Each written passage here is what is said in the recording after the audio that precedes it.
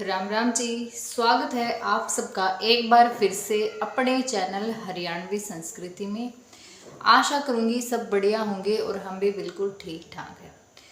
आज की वीडियो में बात करेंगे जो आजकल ये लिव इन रिलेशनशिप में रहने का जो नया ट्रेंड सा चल रहा है, कानून ने इसको मंजूरी दे रखी है, इसलिए लोग इसका बहुत ज़्यादा फायदा उठा रहे हैं।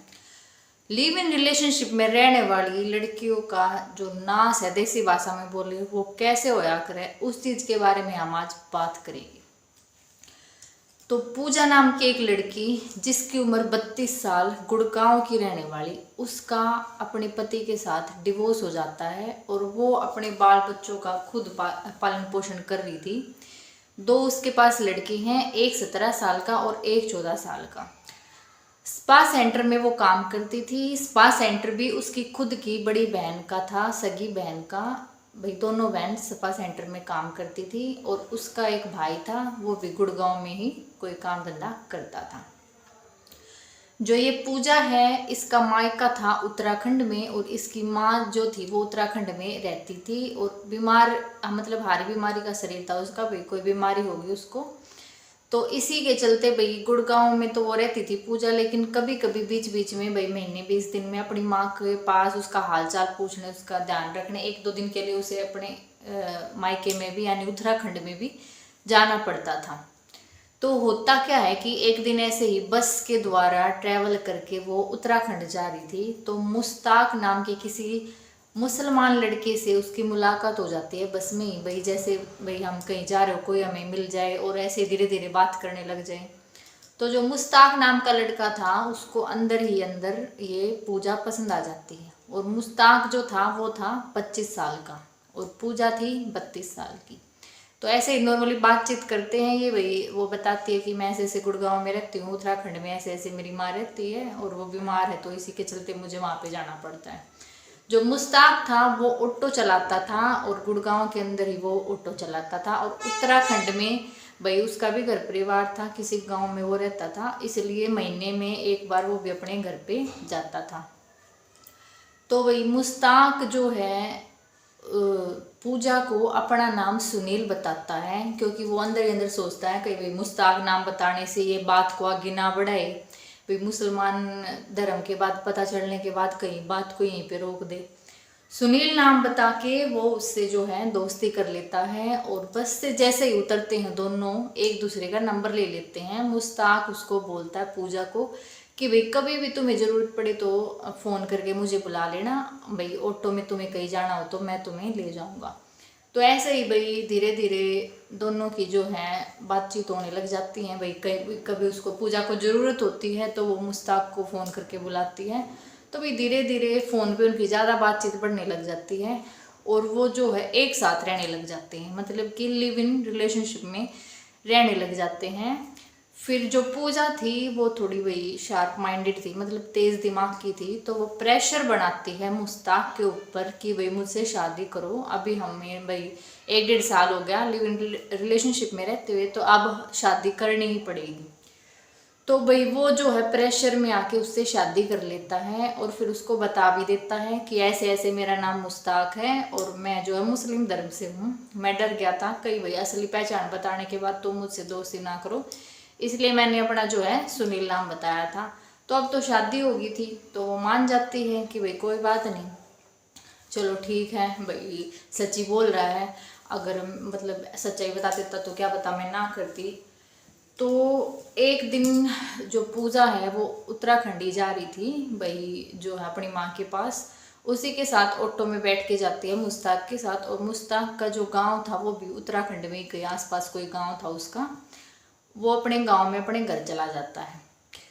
तो भाई घर जाता है तो मुश्ताक के फैमिली वाले बोलते हैं कि भाई तुम्हारे लिए रिश्ता आया है और ऐसे ऐसे हमने जो है लड़की पसंद कर दी है। तो मुश्ताक का उस दिन के बाद ना ही तो फ़ोन, मतलब पूजा का वो फ़ोन उठाता और ना ही भाई घर पे जाता गुड़गांव में उससे मिलने। तो वो हो गई थी बिल्कुल परेशान।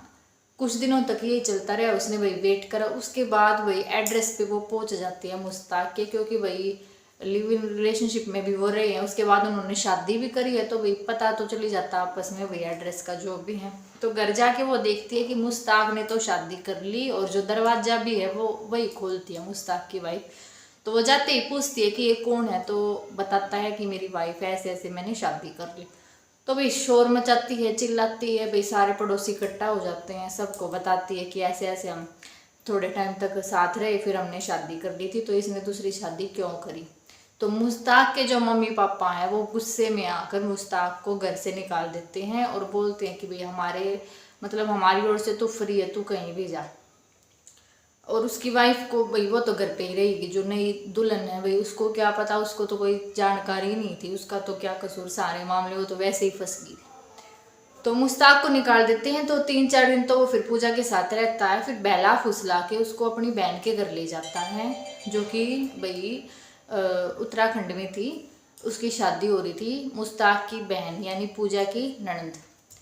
तो वहाँ पे जाते हैं भाई, अच्छा खाना पीना खाते हैं भाई। उसके बाद बहला फुसला कर फिर भारत और जो नेपाल का बॉर्डर है वहाँ पे कोई जगह है, मतलब कि सुनसान सा कोई इलाका है, वहाँ पे उसको ले जाता है। और वहाँ पे कोई भाई नदी वगैरह पड़ती होगी, नदी के ऊपर बैठे थे दोनों, उसको समझा रहा था मुश्ताक कि भाई ऐसे ऐसे जो है कोई बात नहीं है, मुस्लिम धर्म में तो 2-2 शादी भाई कबूल कर ली जाती हैं, 2-2 3-3 हमारे यहाँ चलती हैं, मतलब हो जाती है, कोई दिक्कत नहीं है। तो भाई जो पूजा है वो भाई उसकी बातों में आ गई थी, उसने सोचा कोई बात नहीं भाई, गुड़गांव में ये काम करता है, गुड़गांव में ही मैं रहती हूँ, इसकी वाइफ जो वो घर पड़ी रहेगी, उत्तराखंड में तो ये कभी कभी जाता है। तो पूजा को वो कुछ लाने का बहाना बोल के कि मैं अभी आया पीछे भाई कुछ ले आऊं, ऐसा बोल के पीछे से आके उसकी गर्दन पे वार करता है, और वार इतना तगड़ा करता है कि उसकी गर्दन को धड़ से अलग कर देता है बिल्कुल। और पूजा जो है भाई गर्दन ही धड़ से अलग होगी तो क्या ही बचना था उसमें। तो भाई ऐसी वारदात को अंजाम देता है। उसके बाद उसकी गर्दन को तो उसी नदी में बहा देता है जिसके पुल पर वो बैठे हुए थे, और धड़ को वहाँ आसपास भाई कहीं मतलब सुनसान जगह थी, वहाँ पे भीड़ भाड़ वाला इलाका तो था नहीं, जमीन में गाड़ देता है गड्ढा खोद के। उसके बाद अपने घर आ जाता है और नॉर्मल अपनी ज़िंदगी जी लेता है दूसरी वाइफ के साथ। फिर कई दिनों बाद भाई जब वो घर नहीं पहुंचती तो उसकी बहन और जो भाई हैं पूजा के वो छानबीन करते, पूछताछ करते हैं, पुलिस को रिपोर्ट लिखाते हैं। जब पुलिस पूरे मामले की जो है जांच पड़ताल करती है, उसके घर पहुंचते हैं मुश्ताक के भाई शुरू में तो मना कर देता है भाई कि मैंने दूसरी शादी कर ली थी, उसको तो गुस्सा उठ गया था इसलिए उसने मुझे भाई छोड़ दिया था, हमारी बातचीत नहीं हो रही थी। लेकिन फिर पुलिस वाले उसको रिमांड पे लेते हैं पूजा के बहन और भाई के प्रेशर देने पर कि भाई इसको रिमांड पे लो, इसी ने कराया जो भी कराया।